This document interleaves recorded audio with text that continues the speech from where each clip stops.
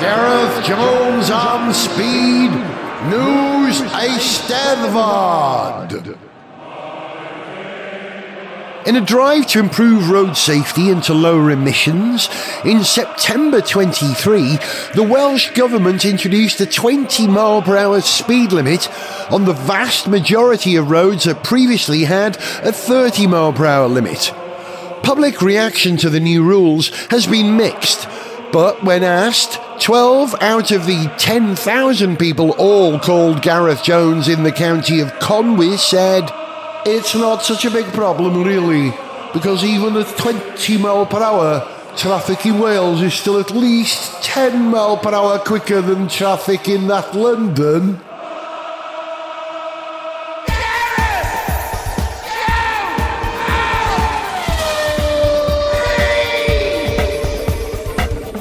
Hello, welcome to Gareth Jones on Speed. I'm Gareth. And as you know, I moved to Wales some 3 or 4 weeks ago now, and I'm getting used to the idea of living in Wales, moving around in Wales, and probably won't be doing those long drives from London to North Wales like I used to do on the show. So there'll be a bit more stuff from here in North Wales on the programme going forward, as they say. How's your week been? Good? Yeah, mine's been fab, thanks for asking. And I've got a little bit of work to do that I think you'll find rather interesting. I'm off to Birmingham, to the National Exhibition Centre, between April the 23rd and 25th. I'm going because I'm involved in an event called the CV Show. And old friend of the programme, Matthew Eisenegger, is the media partner for the CV Show, so I organised a Zoom meeting with him and asked him to explain what exactly the CV Show is. The CV Show stands for Commercial Vehicle Show. As the name would imply, it's a melting pot, I think is probably a good way to describe it, of both commercial vehicles, whether it be van or truck, all the ancillary suppliers that sort of go with them. We're in sort of a transitional period at the moment with commercial vehicles, because obviously traditionally we've been very much diesel powered, and to a certain extent with some of the lighter vans petrol powered. We're in this sort of transitional world now where we're moving towards alternative fuels, and particularly battery electric. So that's sort of very much on the agenda. So the show itself is showcasing the technologies, the vehicles, the suppliers, the ancillary and all the other bits and pieces. So it really is any business that's involved in either the running of or the use of trucks and vans really is the place to be. There's about just over 200 exhibitors booked on now. Expected footfall of around 15,000 visits. So it's not a small show. It's not a small show at all, actually. And it's coming into its 24th year. It's been going since 2000.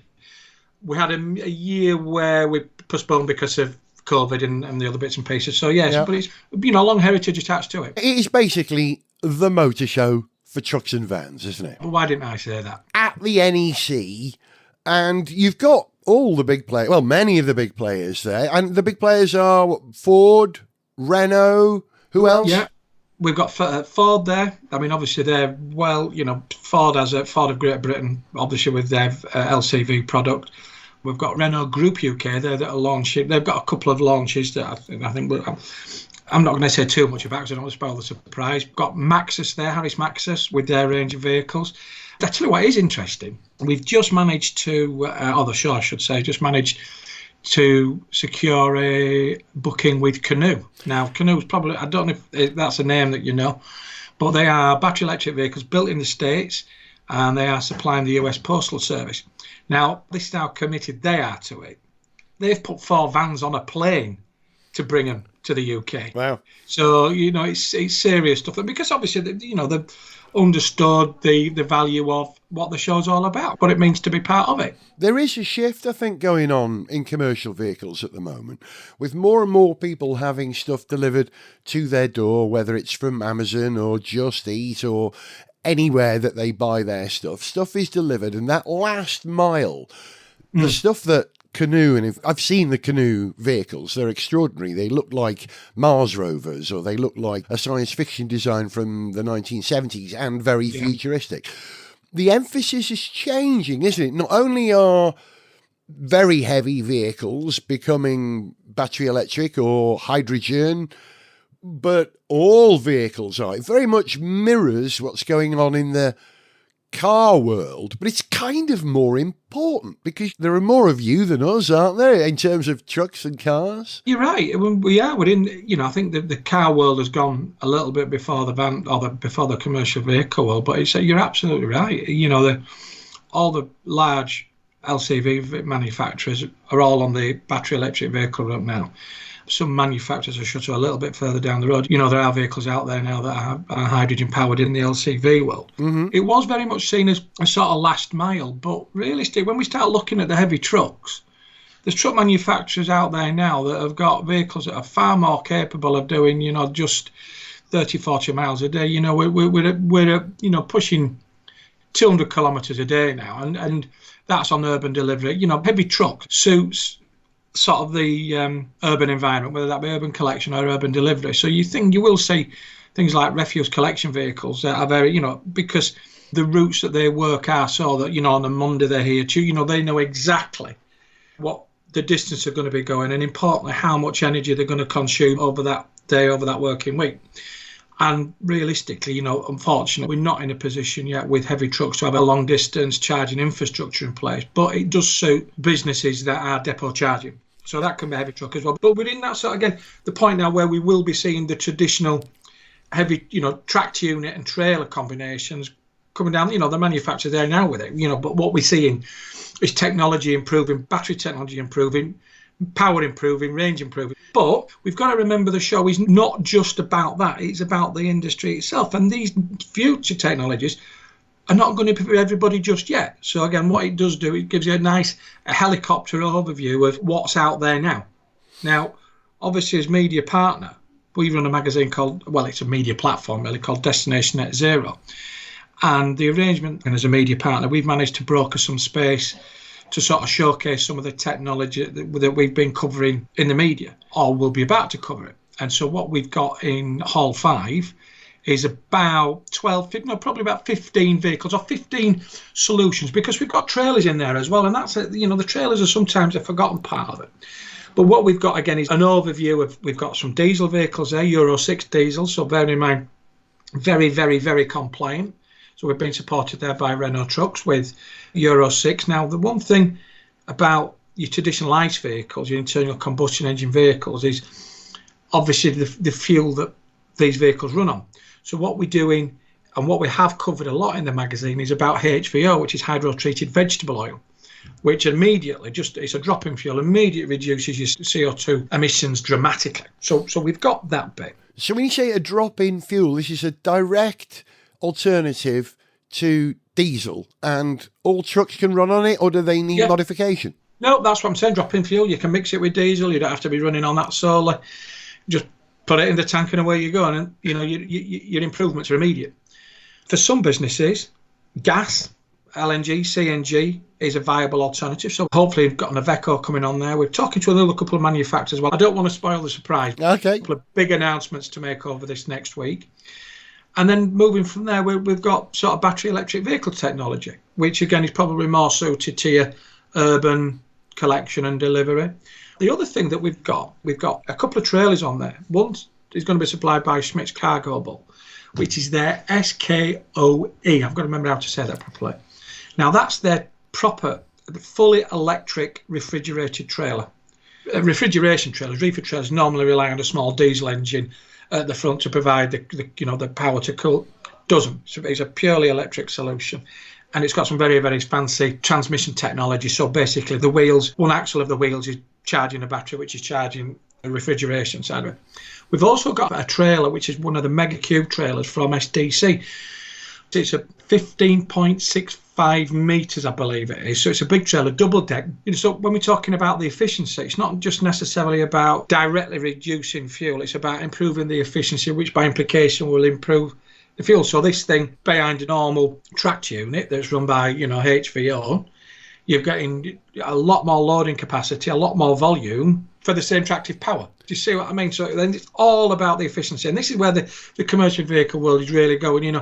We're blessed that a lot of these commercial vehicles are very, very stylish and great looking, but we've got to bear in mind It's all in the name. It's commercial. So it has to work. It has to return a profit. It has to be proven technology. In some ways, This is a kind of a glimpse into the future that some of us in the car world haven't really got a grip on yet, really. No, you're right. And as I say, it's moving at such a pace as well. And I think what we've tried to do with Destination Net Zero is just try sort of...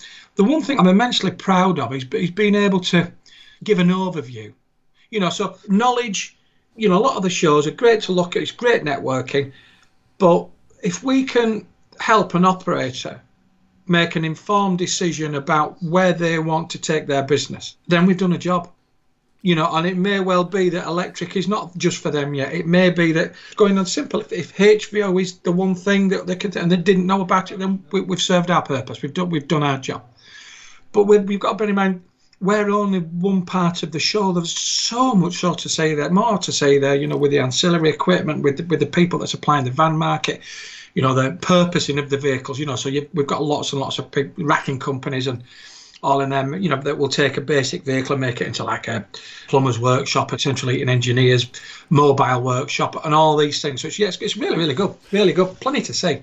It's not just for big operators and someone who's about to buy an HGV, No. This is for anyone who relies on a commercial vehicle or the infrastructure around it. Yeah, I mean, you've got to bear in mind as well, Gareth, that, even for the, I suppose, single fleet operator, plumber, central heat engineer that is working in the central London, as well as those other cities, there's lots of consideration there about low emission charges and clean air zones.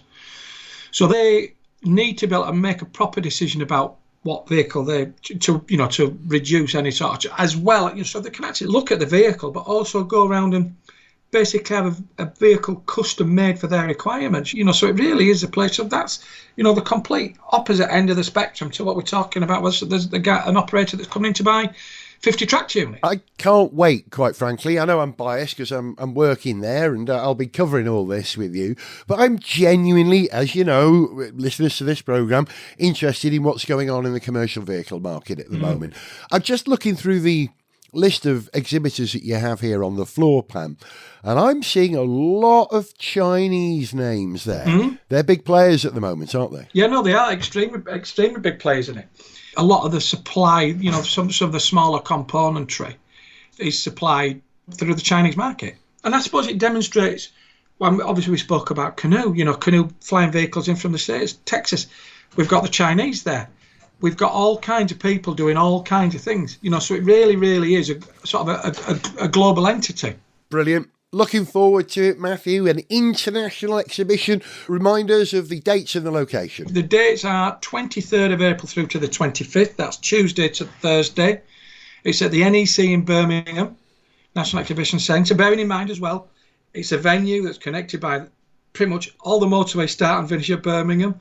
It's got a railway station there, so you can come up from London or you can come from... And it's even got an airport in the back garden. How good's that? Well, good. I'll fly in on my personal helicopter then. Matthew, looking forward to it, mate. Nice to talk to you. Thank you. Yeah, see you in a couple of weeks. See you, Gareth. Like Matthew Eisenegger said there, the CV show, the commercial vehicle show, is at the NEC in Birmingham, 23rd to the 25th of April 2024. For more information, go to the website www.cvshow.com. I will put a link to it on the page for this episode of Gareth Jones on Speed. I'll be there because I am the official media presenter for the show. So keep an eye on the CV show's social media channels and their website, and you should see a whole bunch of reports from me about some of the interesting vehicles, technology and support services in the world of commercial vehicles at the moment. And man, if you're interested in cars, this is every bit as interesting. I love it. Do you remember in the last episode of Gareth Jones on Speed, I played a remix of a song that we did years ago called The Things Found in Zog's Car? Well, it's prompted a response. I got this message today from Richard Porter. GJ, he messaged me to say, listening to the new podcast this week and was delighted to hear the reprisal of the Stuff in Zog's Car track. The ethereal dub mix somehow worked very well as an accompaniment to driving through the Somerset countryside. Oh, that's nice to know, isn't it? I forgot to tell you a few months ago that whilst rummaging for something else in an old garage band file, I found my attempts to make Zog's List into a song. I had about 4 goes at it, and if memory serves, I didn't like any of them, so gave up. But one of them is, on re-listening, actually all right. I've pulled it into Logic and tidied it up a bit, and I'll send it to you for your amusement. Richard did send it to me for my amusement, and I was amused by it. And I'm thrilled to say, here it is. This is the return, once again, of Richard Porter and Sniff Petrol to Gareth Jones on Speed, with the things found in Zog's car, the Pit Stop Boys version. Okay. 1 British Sausage Council promotional watch. 1 broken aftermarket cup holder. 1 cassette tape of Introducing by DJ Shadow. 1 electric tyre pump. 1 mummified apple core. 1 pair seized and rusty pliers. 1 pot strawberry yoghurt. 1 UK Atlas, missing the page for South East England. 2 A to Z London Atlases. 2 parking tickets, unpaid. 2 pairs of sunglasses, slightly broken. 2 flyers for fetish clubs in central London. Don't know where those came from. 1 ski glove. 2 tyre pressure gauges. 4 paper coffee cups. 37 assorted used parking scratch cards and sticky tickets for Brent, Hackney, Fulham, Westminster. Cheap 1/4-inch drive socket set, broken. Leaflet about places to visit in Dorset. Packet of latex gloves, empty. Set of dinosaur stickers, free with the Saturday Guardian. Set of jump leads, incomplete.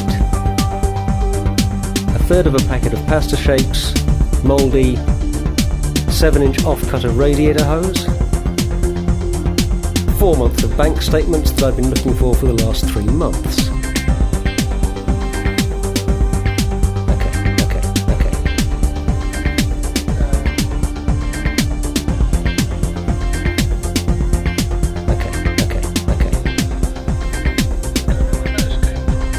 Kebab, kebab, kebab, kebab, kebab, kebab, kebab.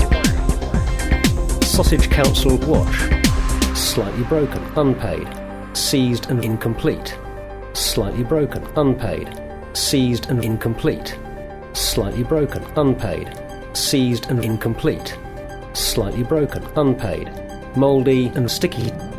Things in Zog's car. Sunglasses. Things in Zog's car. Ski glove. Things in Zog's car. Pliers. Things in Zog's car. Strawberry yoghurt. Things in Zog's car. Coffee cups. Things in Zog's car. Jump leads. Things in Zog's car. Bank statements. Things in Zog's car. Dinosaur stickers. Things in Zog's car. Empty. Mouldy cassette tapes. Things in Zog's car. Empty. Mouldy pasta shapes. Things in Zog's car. Empty. Mouldy latex gloves. Things in Zog's car. Empty. Mouldy fetish clubs. Sunglasses, ski glove, strawberry yoghurt, coffee cups, jump leads, bank statements, dinosaur stickers, flyers, Dorset, London, Northern France, Belgium, cassette tapes, pasta shapes, latex gloves, fetish clubs, the Saturday Guardian, kebab, parking tickets, pressure gauges, level call, tyre pump, socket set, radiator hose, UK Atlas, cup holder, Sausage Council watch, cassette tapes, pasta shapes, latex gloves, fetish clubs. Don't know where those came from. Central with Gareth Jones on Speed! as I was saying earlier on, I've been living in North Wales now for 3 or 4 weeks and quite frankly having a lovely time of it. Because whilst I wait for solicitors to cross the I's and dot the T's, is that right, on the paperwork that goes with the house I'm buying up here, I'm staying with a mate, a chap called Phil Williams. And I thought, as chatting with good mates about a subject that we're all passionate about, because that is at the very heart of Gareth Jones on Speed, that I really should introduce you to my mate Phil Williams. He's a passionate and knowledgeable car nut and a tremendous engineer and a lovely man to spend time with. So how would you like to spend a little time with me and Phil? Because last night, I poured a bottle of beer, the two of us sat on the sofa with Flora in between us, but more on who she is later on, and we had a chat about cars, and I recorded it. And I started by asking Phil to tell me about the 3 cars that he owns at the moment. A long wheelbase Defender van, short wheelbase Defender pickup, quite heavily modified, and a Skoda Yeti, which is the latest edition. We have to talk about the Yeti first. We'll come to the 2 Landies. You know that I'm considering buying a Yeti.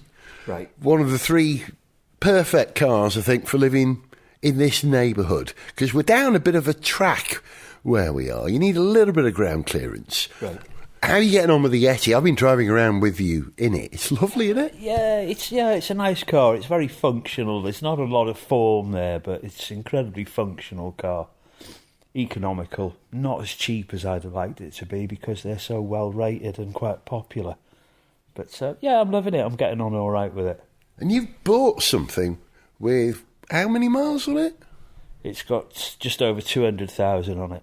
But in its favour, it's had a new clutch, shocks, brakes, Haldex kit on the back axle, a few other bits and pieces. It's had quite a bit of money spent on it. New belt, new water pump, stuff like that. Perfect dog car. Yeah, and perfect for weekends away for me, I think, because I can take the seats out and sling an airbed in the back of it and sleep in it if I go to see any bands or if I want to go kayaking or camping, you know. Hey, you got a lifestyle car there. You're having a lifestyle. That's what they talk about, isn't it? All right. Your 2 Landies, the one is a 110 van, isn't it? That's right, yeah. That's for your business. Yeah, but I use the pickup just because I love it. It's lime green and Cadbury purple. It's got a huge lift on it. How big, do you know? It's a 3-inch lift on it. And the tyres are what? The wheels and tyres? They're 285 Goodrich mud. So yeah, it's a massive footprint. If you let a bit of air out of them, they put a huge footprint down, you know. Although I'm not looking forward to replacing them. The tyres that are on it.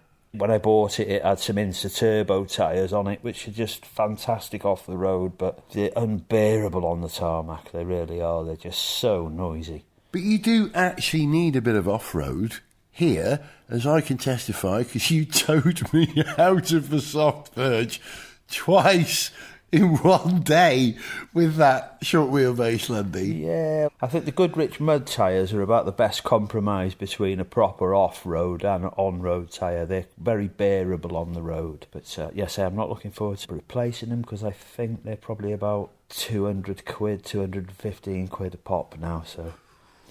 But it's a lovely looking thing. It looks like it could do anything. Yeah, it's very capable off the road, and if I'm driving through Conway in it and there's plenty of people around, it's just a real head turner. Especially it's because I've put a skull on top of the snorkel, which is quite striking, and I quite often get kids and grown-ups pointing at it. Kids are like, Dad, Dad, Dad, look at that, look at that. It looks like a Tonka toy, doesn't it? Yeah, it does, yeah. It does look very robust. Have you been extremely off-road with it anywhere? Yes, I have, yeah. It's incredibly capable. It's like, say, especially with Insta Turbo tyres on it. I don't think there's much that would see it off, really. Perhaps a modded SJ410 purely because they're so light and so tiny. Right, yeah. What was your first car? Oh, that's an easy one. The first car was 50 quid, and it was you'll never ever see another one. It was a Hillman Imp van that had been chopped and turned into a mini crew cab pickup. So it had 2 rows of seats and a van space. No, it had the 2 front seats, and then it had like an extra wide parcel shelf in the crew cab part. Of course. So you could sit 2 people facing inwards in the back, so it was still a 4-seater. And I would quite often carry 2 people in the back in the pickup part as well, which you just wouldn't get away with these days, you know. What year was that? When did you buy it? I was 17. About 1980, 1981 I bought it, and it was an unfinished custom project, and it was advertised and sold with a seized engine, which turned out to be what had happened was somebody had dropped the locking nut off the point set into the distributor and jammed the distributor, and therefore... That's all it was? That's all it was, yeah. I took the distributor off, tipped it upside down, shook the nut out, put it back on, and away it went, yeah. You're a very good engineer. I can testify because this beautiful room that we're sitting in, which you brought back from being an old Welsh 18th century barn, 19th century barn. Yeah, this was the hayloft up here. Yeah. The hayloft, and now it's the most palatial, mezzanine, lovely place to talk cars, I have to say. So where did you learn your engineering, your motor engineering? Off my father. My father was a mechanic for many years, so he always fixed his own cars, fixed all the relatives' cars. And not like I was given a choice, but if he had to go and do stuff, I would always have to go and help him. And what cars did your dad drive, and which one? Triumphs he liked. He liked Triumphs. He had Mark 1 Triumph Estate amongst many other cars, but he loved the Triumphs. And the Mark 1 Triumph Estate was a beautiful car, it really was, you know. The Mark 1, what, the 2500? 2000 No, estate? 2-litre. 2-litre estate. Yeah.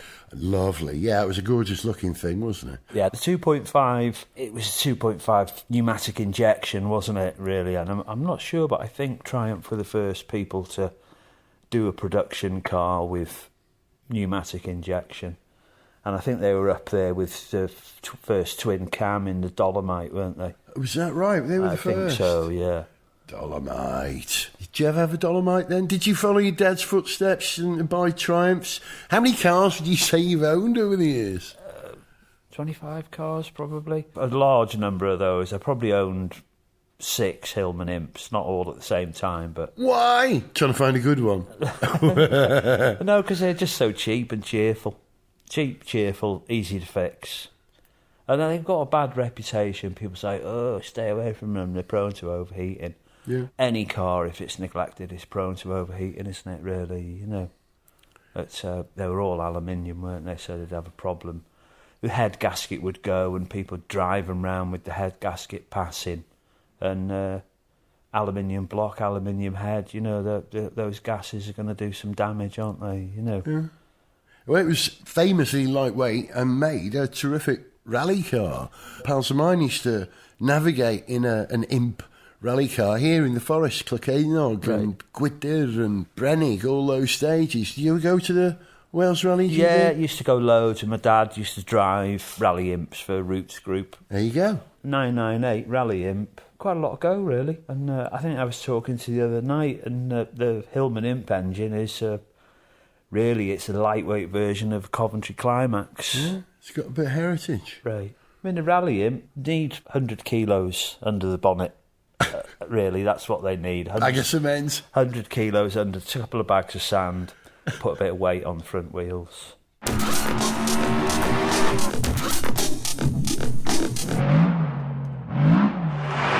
Gareth Jones on Speed News Eisteddfod. Trafnidiaeth Cymru, or Transport for Wales as they're known in English, the organisation that runs the Welsh rail network, has recently gone contactless. Our man in the field, Gareth Tom Jones, said, "Contactless? They've been contactless since the start. I've been emailing them, phoning them and messaging them for over 12 months. They are bloody contactless. No one's got back to me."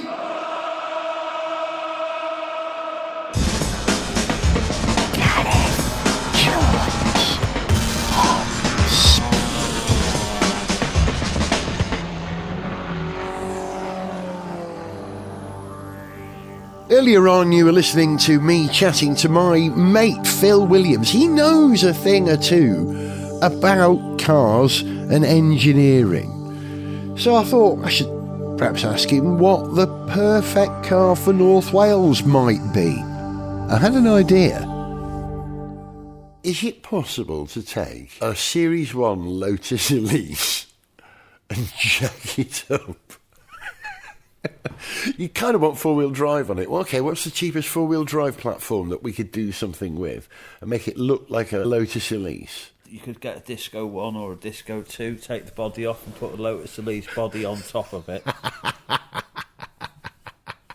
That would look great. Or Yeti. Got a Haldex rear axle. Let's chop your Yeti.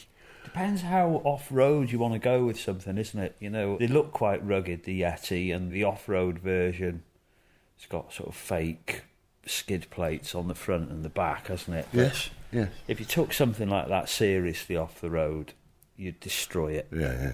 You'd destroy it. You can look on YouTube, and there's some Yetis that have been prepped for off-road work, and they do perform incredibly well, but, you know, at the end of the day, it's plastic bumpers and stuff, isn't it? You know, it'd knock the living daylights out of it. Where are you with EVs? Will you own an EV? Can you charge? You can charge it here. I can't afford one. Yeah. I can't afford one, but what I do really like, and there's one just down the road, is the Honda E. Mm-hmm. It's just a really radical and very gorgeous looking car, and Honda seems to have gone down a completely different road to all the other designers. It's got a very different and a very striking look. I really like them. If I could afford an EV and I was going to buy one, I'd probably buy the Honda E. You like your Hondas? Yeah, I like the look of them. They say they're very different. Yeah, the Honda E is interesting. It's not sold as well as they hoped. It hasn't got the greatest range, and it's very pricey. But you've got a Honda dealership here, haven't you? That's perhaps why you're seeing them around here, because you just don't see them. They're rarer. That brings me to my point about the Yeti, right? The Yeti is inappropriately named, because you don't see the Yeti, right? The abominable snowman's invisible. But I see Yetis everywhere here in Wales. They're all over the place. Yeah, it's hard to imagine why they would have gone and stuff. It's such a popular car that sold so well. I can't see why they stopped making them, you know. Yeah. It's got a real following, hasn't it? Yeah.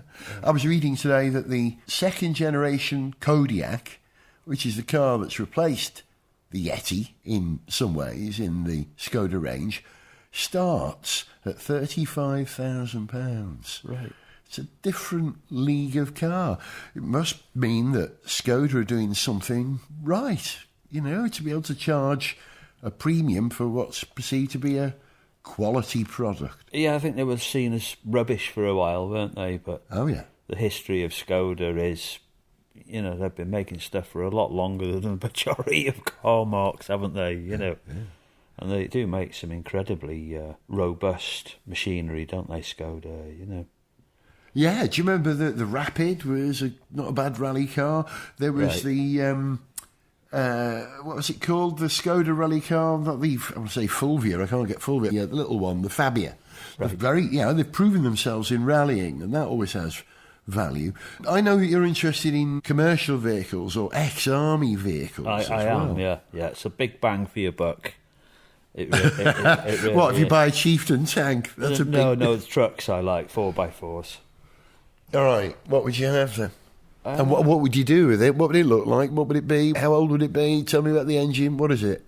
I'd buy a Bedford MJ, old school. So that's 1950s Bedford Army truck, yeah? No. MJ, what have we got? The MK, then the MJ. So the MJ was early to mid-70s, I think they brought those out. Oh, I know. Like the Bedford road trucks of the same period. I know exactly what you mean now. I was thinking too much earlier, that rounded front one. That's right, yeah. Yeah, not that one. That was at the RJ or something. I can't remember.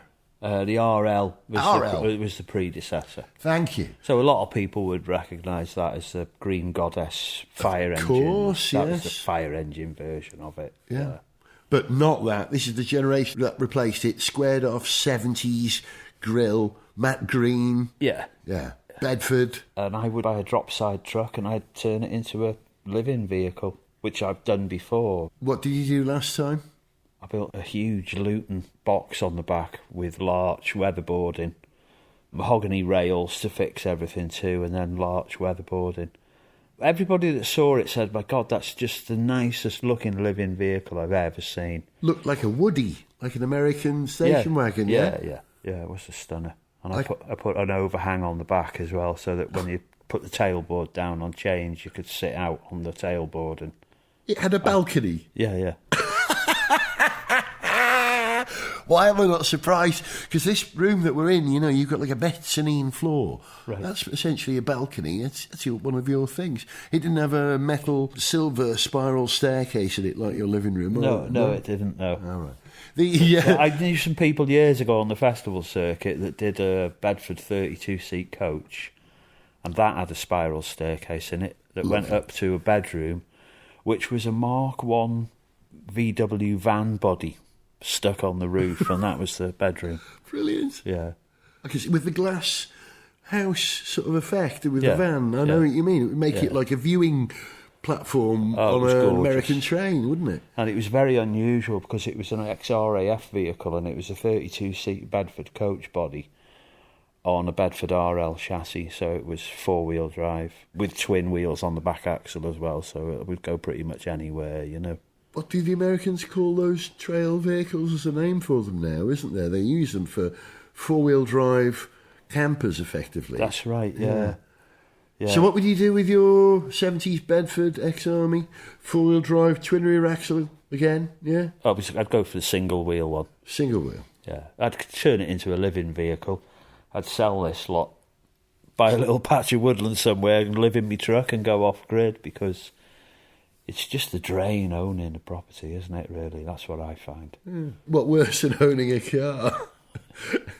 Depends what car you own, doesn't it? Yeah, true enough.